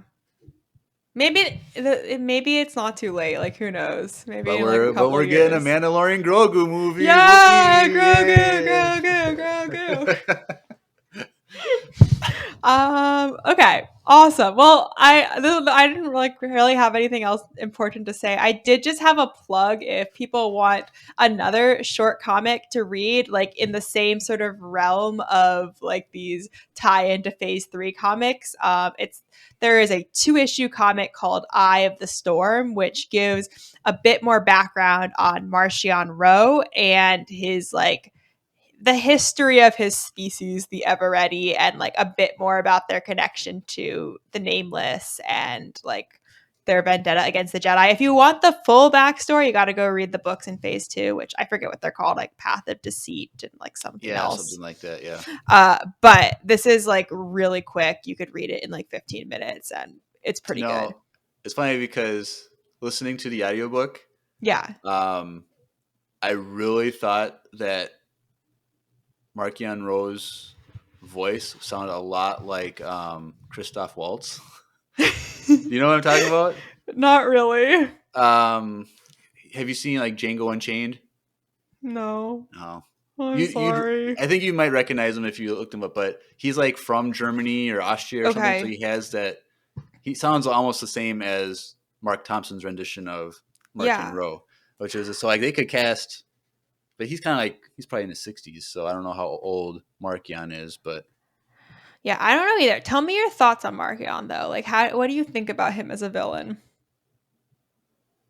I like the Nihil as Yes. the villain as antagonist. I'm kind of confused by Markion's Yeah. like motivation and like what his plan is, Yes. but I Thank also think you. that it's going to get revealed in the next 2 books that we get after Eye of Darkness more. So I'm confused too, and I'm like, I kind of need them to reveal it sooner rather than later. Again, like, Because the pieces are there, but it has well, yet to like come together for me. so okay, now we're kind of getting into like what we'll be talking about next week a little bit Yeah, on when we do review, but like that Jedi that turned to the dark side yeah, that they bring in, yeah, like he was fighting against the Rowe family yeah. Exactly. In the phase 2. and like because like I looked up like the Nameless stuff. I've looked up some of that stuff on Wikipedia about the backstory of the Nameless, and it's the Markion family believed that it was wrong to use the Force, Yes, exactly. and so I'm sure it gets more explained in those comics than what was revealed on Wikipedia. But so there's that, like he's against Force users in general. Like it's I don't know if it's like an unfair power thing where he's more of like a Marxist or something where he's against people having power in classes and stuff. But I don't know. There's not a lot of detail on what his full motivation is, but Yeah. he's just Maybe, trying to. and maybe it's just like power and control, which I felt like was kind of what they were just hinting at, like in the in the Eye of Darkness. Like he's kind of lost whatever like moral justification he has, and now he just wants to be this like great powerful leader. But I don't know. Like you said, we'll get into it next week, and like maybe it's just something we have to wait and see on. Yep. Yep. But he does look very cool in this comic, and it's worth a Yeah. read. So with that, we've reached the end of my presentation. So yeah, All I right. hope you guys Cool. enjoyed. Yeah, I was really excited for the story, and so I'm happy that you had this as your idea because in the book that we're going on next week, like we get General V's and we get references to Brash and them Mm-hmm. separating and him not seeing her for a long time. So like I wanted that backstory, and we'll see how these relationships continue on in the book series, if at all. So Yes, exactly. and so yeah, cool. Thank you for that presentation, Grace. Yeah, it's my pleasure. So maybe I'll stop sharing my screen now. Yeah, you can Cool. exit out of that. Cool. All right. Well, that's Comics with Grace, #1, The Blade. And so we don't know exactly what your next comics that you're going to cover is. We got to know when our next show is going to happen.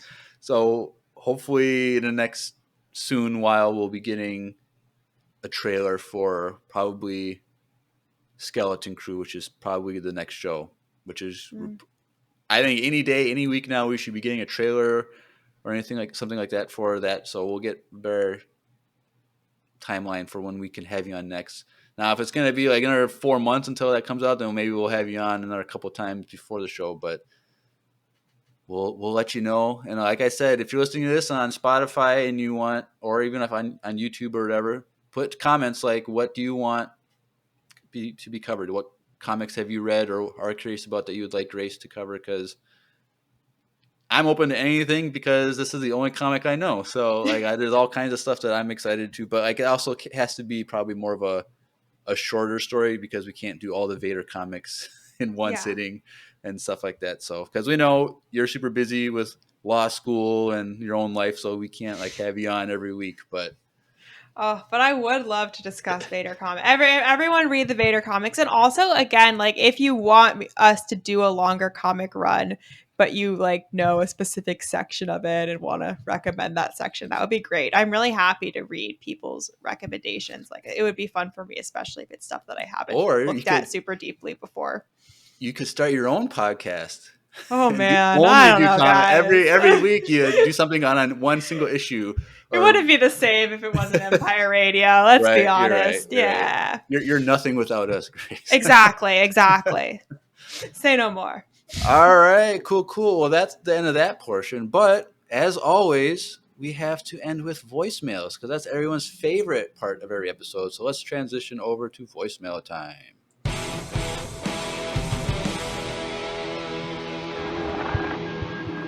It's voicemail time. All right, cool. Well, we have 2 voicemails tonight. And first up is from Will. So let's take a listen to that. Hey, Empire Radio. Will here. Really simple question, and that is, what is the temperature by you right now? At the time of recording this voicemail for me, it's like 10:45 a.m.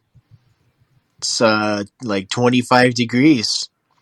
I didn't know we were on Hoth, but I'll be sure to pack my tauntaun before I go out and get groceries. Jeez. It's cold. All right, thank you, Will. And so, yes, right now on January 17th, the whole country is going through a frozen phase. Everyone's cold. It's snow everywhere. So today has been pretty warm here in Minnesota. Right now, it's 6 degrees with a wind chill of -8. So that's the warmest it's been since last week. So we've been way colder than that. Grace, you're in Chicago right now. What's the temperature now in Chicago?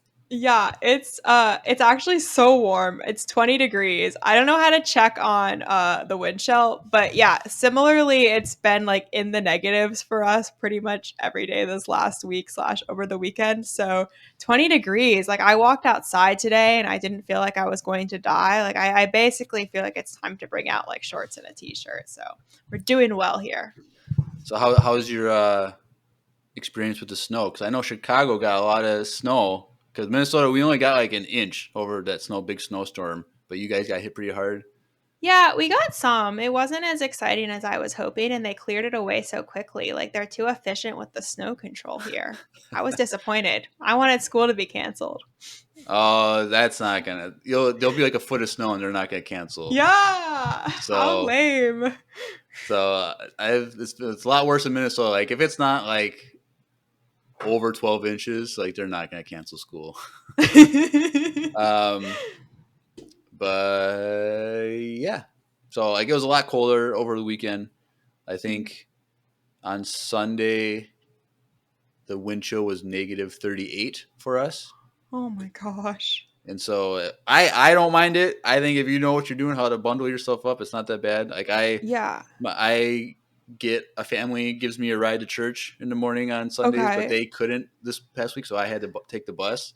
And so I just bundled up, and I was not cold at all, but it was -38 when I walked out the door. Wow. It was nice and brisk. I don't mind it. Like how many layers do you have to wear for -38? So I would have worn a t-shirt with a long sleeve t-shirt and a hoodie, and then my jacket. Okay. Then I had like sweatpants underneath my jeans. Okay. So, okay. And then I wore like a ski mask with a beanie on with my hood over that. So like I had everything but my eyes were covered. We're covered, yeah. So it's just at least you need at least 2 layers, and then this cover skin, then you'll be fine. The doubling up on pants is key. I've realized that like one pair is just not enough when it's windy. Right. I think for me, like if it's under 20 degrees, that's when I need like a second layer on my legs. But yeah. All right. Well, I'm glad, spring is around the corner. It's gonna be a while, but you're a lot further south than me, so you'll get warmer quicker than us. But exactly. All right, cool. Chicago, known for being warm. Yep. So next up is from Garrett, and if you remember from last time you were on, he's that pod racer guy. So since then, he's been chased down by the Hutts. He was captured by the Hutts. He escaped. Oh my gosh. And bunch of bounty hunters after him. He killed the bounty hunters, but then turned them in because they had bounties on their head also. So now he has all this money. He fled, and now he's on this planet that has like a new like racing scene or whatever. So that's kind of where we are. So let's take a listen to Garrett and his question. Hey, Empire Radio, it's Garrett. Boy, am I having a great time over here on vacation. I'm racing every single day. I've made a whole bunch of friends. Oh, and the racers are having a competition between us that whoever can create the best racetrack gets to go on a free space cruise. I really hope I win because I've never been on a space cruise before. Anyway, I'm wondering, what's that one book that made you say, wow, the books really are better than the movie? For me, that's Ready Player One. I actually read the book before the movie, well, rather listened to, but I listened to the book before the movie actually came out, and I was really excited for the movie, and then I was like, oh, alright, kind of a letdown. But the movie was still really great. The book is just awesome. But anyway, see you guys next week. All right, cool, Garrett. Good to see that you're get some new racing friends and whatnot. So I'll keep us updated on that. But his question: what is our say is the best book over a movie, where the book is better than the movie? So this is not a good question for me because I don't know if I've ever like done both on something. So like I feel like the only exception was like when I was like in elementary school, like I remember our teacher reading us the BFG. Yeah, you Oh know my that. gosh. Yeah, of course. And like they made a movie of that like 5 years Yeah. ago, and like I tried watching that movie and I couldn't get halfway through and I turned it off. Like I normally do. Like usually, no matter how bad a movie is, I finish it. Yeah. And so like me not being able to finish that goes how bad that movie was. So that's my answer. The BFG, a kid's book, kid's novel thing was better than the movie. But I know That's so funny. you kind of do a lot more of that type of stuff, right? So I do. I'm lame like that. that's not lame. That's kind of cool. I like if you can compare them. I think that's kind of cool. So I guess my instinct answer was Hunger Games. The movies are fine, like they're pretty good. But I loved those books, and I remember when the first movie came out, I was kind of like, really, I don't know. Yeah, it's fine, but there's some like the books get so much more into like the dialogue and the emotions, and like the movie is like really visually stunning and there's like cool action, but like a lot of the like character stuff is just cut out because like instead of having a conversation they just kind of like silently brood. So I don't know. That one I feel like is one that the first one that came to mind, but I still liked those movies. And then the second one that comes to mind would be I loved the Percy Jackson books, and the movies were terrible. And like I think those movies are like actually bad. And now they have this Disney Plus show, which is like significantly better. But that was a time I remember like as a kid feeling very let down. Like I had read the books, I was so excited, and then the movie was just kind of like totally a flop. I don't know. I like the Hunger Game movies. I do too. I'm not saying I don't like it. I I think the books are better. I really like those movies. I think obviously like I mentioned Jennifer Lawrence. So that makes it great. But I have to ask you, yeah, Team PETA or Team Gale? Team PETA. He's cuter. You're Team Gale? Team Gale all the way, dude. Ugh, no. Come on, PETA brings more to the table. No, he was a pansy the whole time. Like he's the baker's son. Painted himself so he looks like the rock on the ground that she almost stepped blonde. on his face. Like, how does that even happen? How does he paint his face and then lay down and it lines up perfectly? I don't get oh my gosh. Gale was way more of a husband material. But it is what it is. Did you watch the new movie? No, like I rewatched the movies in preparation for that, and then like yeah. I didn't have time because like during the busy time at work, and I just didn't have any time to take off to go see that. But I think it's supposed to like come out on streaming next month or something like that, so I'll watch it then. But did you see the movie? Yeah, it's good. Again, the book is better, but the movie was great. I liked both of the main actress and actor were both like really good, and I thought. So maybe you didn't know this, but do you know? So the Acolyte show, the main lead. Yeah. Do you know who the actress is? I forget what her name is. From the Hunger Games. Oh no, I don't. Tell me. It's Rue. Really? No way! I didn't know that. So the actress that played Rue in the first Hunger Games movie is the actress for the main lead in Acolyte. What's her name? It's like I have no idea. It starts with an A, whatever. Okay, yeah. So I didn't know that. That's cool. Amazing. But she looks completely different because this is what, A 11 while ago years? now, yeah. Almost 12 years since that first movie came out. So Whoa. she's like an adult now, so she doesn't look the same at all. But Hmm. That's crazy. hopefully Also, she doesn't get shot in the chest by accident. R.I.P. R.I.P. Speaking of books, I did get this. I haven't read it yet, but it's Oh, Lost Lost Stars. Stars. Yeah. I have it. It's on my desk. Dude, It's it's gonna so be thick, read. dude. It's like Yeah, it is. 500 some pages, but it's like It a is.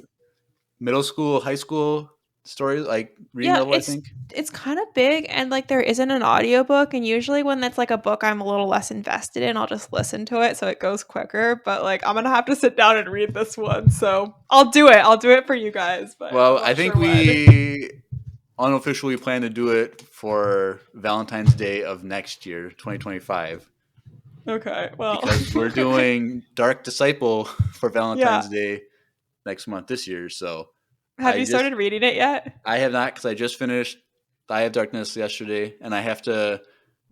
I make the schedule, and I made a terrible schedule because I had to read that book. I have to binge Yeah. watch the first season of Resistance again, because we're doing that on the 31st, and then I have 2 weeks to read the Dark Disciple. Yeah. So that was my bad. I have like nonstop Star Wars reading and stuff, but I'm excited for that story. Yeah, it's good. It's like Oh, I you told read you it? last time. Yeah, it's steamy. It's good for Valentine's Day. Hopefully, it's not too steamy. This is a No, family. no, it's friendly, like okay. it's Star Wars, so like don't Okay. worry. But it was the most like romantic I feel like Star Wars ever gets. All right, that's good to know. But I'm excited for that, and it's lame because the hardcover is no longer in Mhm. print. Mm. So I had to go on eBay and find a like new version, and I Oh. paid way too much for Oh. it.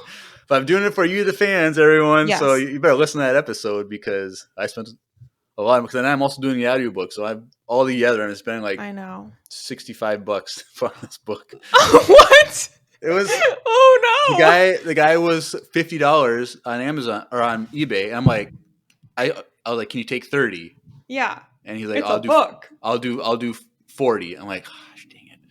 I'm like, this is Gosh. because all the other ones were all banged up, like bent corners and Yeah. stuff. And I'm like, but this is like almost like brand new quality. I was like, I'll do 40, but then you gotta do tax and then like shipping or whatever. So it was like almost $50, and then it's $15 for the audiobook. So I'm like $65 into this book. Yeah, But sounds like a whatever. good financial choice Maybe, but for the yes, fans. for the fan, do it for the fans. Hmm. But yeah, that's voicemails. Thank you, Garrett. Thank you, Will. So next week, as we've mentioned, we'll be covering The Eye of Darkness, which is the fourth book of the adult novels of the High Republic story. So, but the first book of Phase 3, so it's kind of confusing. But yeah, so I'm excited for that. So Drew will be back next week. Grace will be joining us for that. And so I'll be excited for that one. See what Drew, because he listened to the audiobook and read it on his flight to Hawaii. So it'll be interesting to see what he has to say. I'm excited to hear what you have to say. And I think we have some good things to talk about. So Awesome. if you want, you can quick give a plug on your Instagram if you want. Get people to follow Oh you. yeah, of course. I forgot I had that.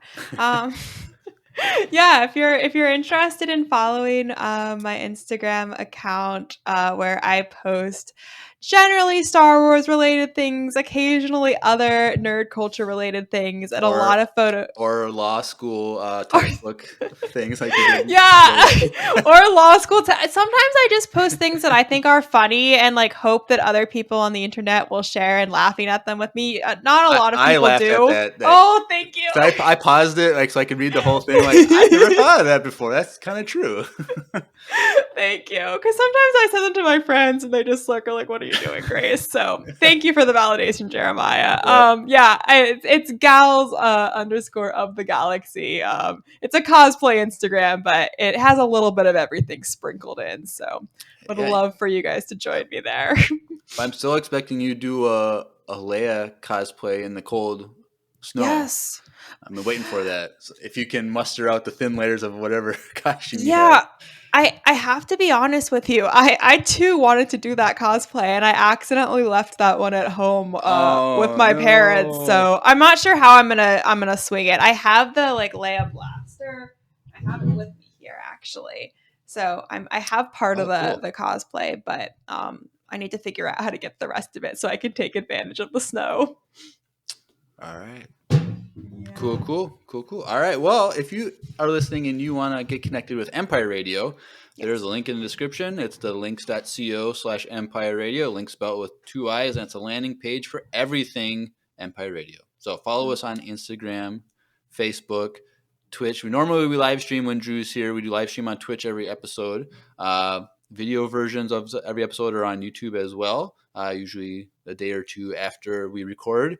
We also have an invite for the Discord. Join the Discord. A lot of fun.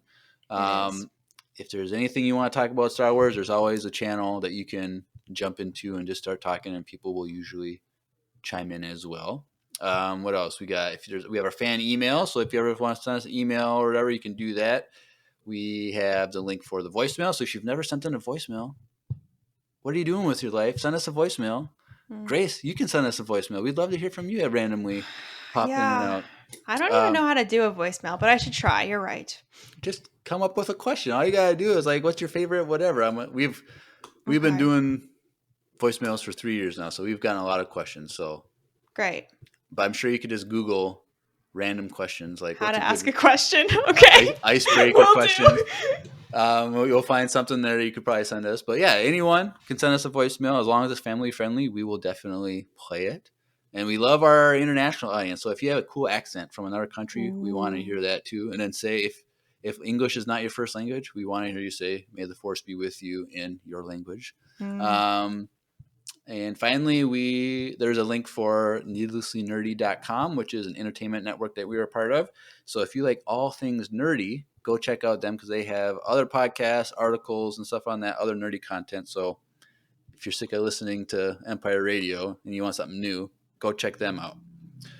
I think that is everything. Anything else, Grace? Nothing else. All right, cool. Well, thanks again for this lovely presentation. Learned a lot. You. I'm excited for other presentations you have for us in the future. And we don't know when that's going to be, like we said, but we'll be excited for that. Yep. But anyway, you've been listening to another comics-tastic episode of Empire Radio. I'm Jeremiah. And I'm Grace. And may the force be with you. Always.